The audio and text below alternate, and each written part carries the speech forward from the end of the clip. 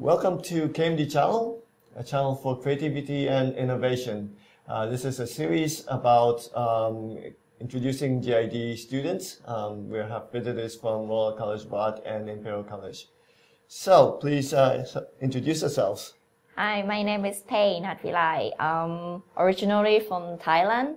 My background is a mechanical engineer, and I was working in oil rig for a couple of years before I joined this course.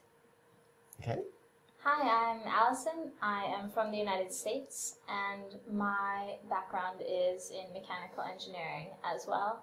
And I've worked in a variety of industries, including healthcare and startups.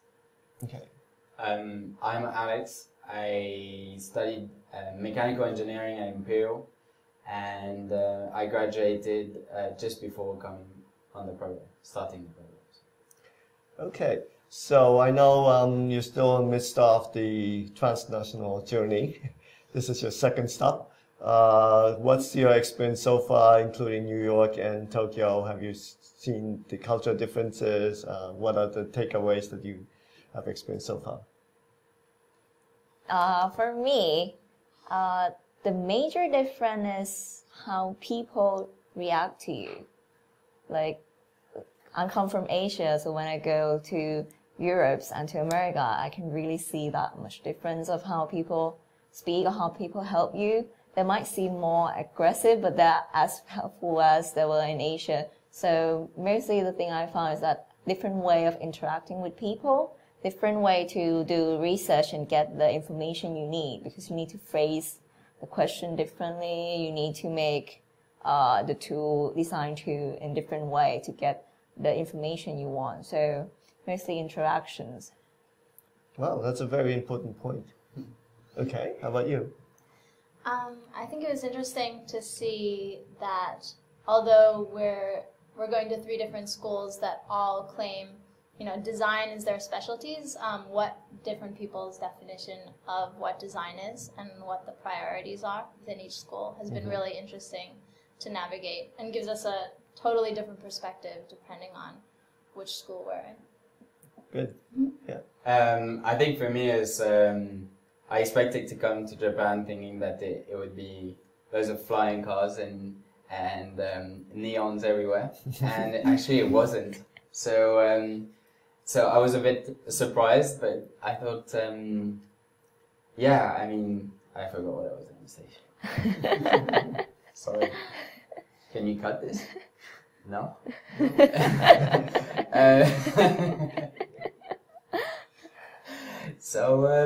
But yeah, really great experience, and I discovered way more about Japan than I initially thought, expected it was. So more about the people and how nice they are, and respectful, and polite, and clean.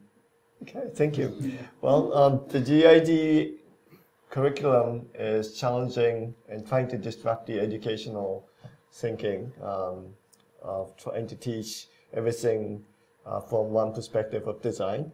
And in contrast, GID tries to bring in 3, 4 different institutions' definition of design and approach.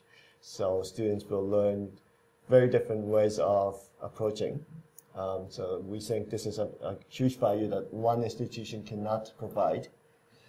The other component that we try to challenge is how can we connect the 3 physical locations and have students try to collaborate without having face-to-face meetings. And of course, we need to look at the time differences, how to trust each other.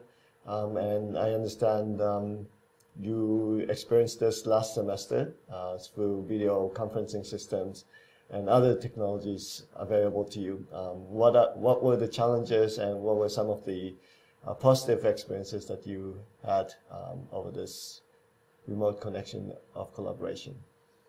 The biggest challenge for me, I think, is the way we communicate and the unspoken accent of it. Like, if you're face to face, you can sense it, that even though they say yes, there might be other things. But with true virtual communication like that, it's really hard to pick up, especially that we don't know each other before. So we just met each other and have to work together. So without having like a certain set of rules or certain way of like quite detailed procedure, it's really hard to work together, and like the trust issue come as we never actually meet, so it take a while before we actually like work on how we communicate and read the hidden message.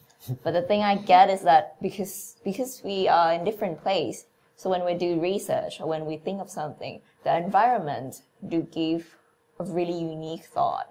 If you are face to face in the same locations, the same environment will influence us to think in a similar way, and that help a lot in the creativities.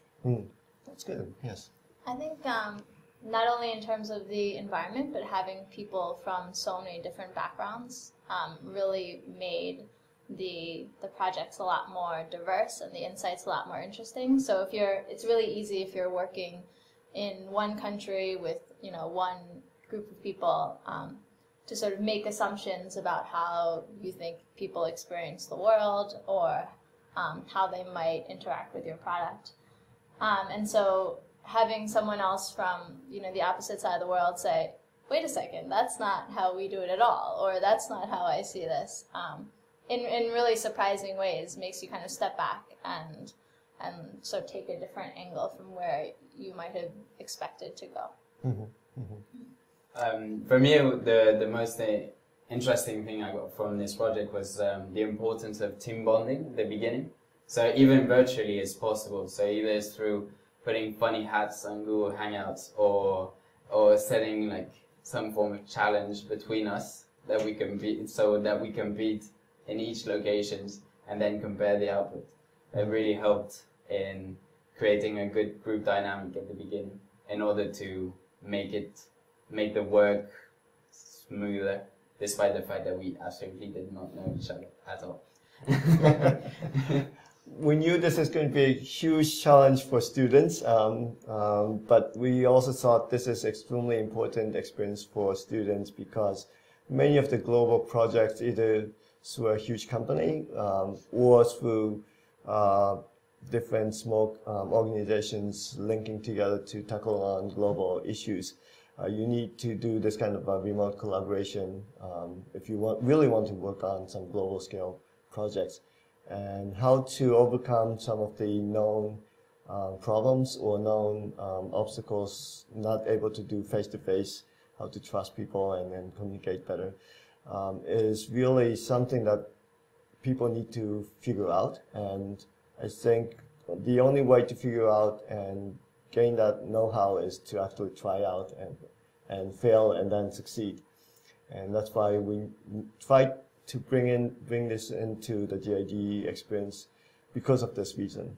And that what you've explained to me seemed to be very encouraging in both you understand the challenges and try to figure out how to overcome the challenges as much as possible. Okay, so my final question would be, now that you are exposed to this globalized community and being resident in 3 megacities, what's your dream plan after you finish your education? Are you planning to go back to your current country of origin, or are you planning to find an interesting project anywhere on this planet that motivate you to work on?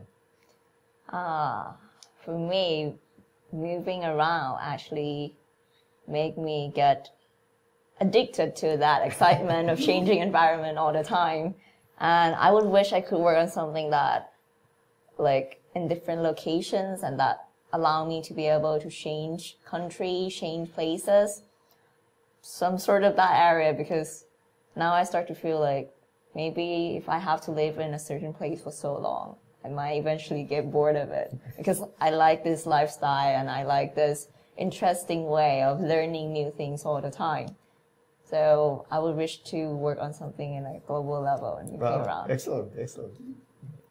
Yeah, I'd say I'd also love to keep traveling and find work in all sorts of new places around the world. I think it's a lot of fun to I've had a job in the past where I did a lot of travel just for work. But it's a lot different to go somewhere for a week than to go somewhere for many months or years at a time. So I think ideally I'd love to sort of settle down short term in a bunch of different countries and sort of hop around with jobs, and maybe I can find something along those lines. Excellent. Okay. For me, it'd be to hopefully start a business, something. I have no idea actually what business, but that's the plan. In probably in London or where I'm from in Paris, and make use of the huge network that you get to build in the program. And then, Yes, well, we have GID program of speech centers or 4 institutions. So you have the network of friends. You physically met KMD GID students, and I understand some of our students are collaborating with you right now. And so this kind of network of friends is going to be a huge asset for any of the global projects that you might be engaged in the future. So, yes, excellent. All right, so well, thank you for joining. This was the series about the GID program. We currently have 12 students from Royal College of Art, Imperial College, and spending the entire semester in Japan. So I really wish all of the students to succeed and be even more globalized and continue the transnational journey.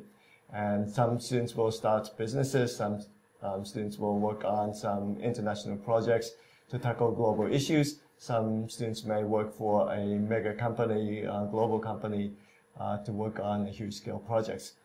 Any of these paths can be realized through GID experience. I believe GID is about global innovation and design. So thanks for joining, and this is it for today. bye. Bye.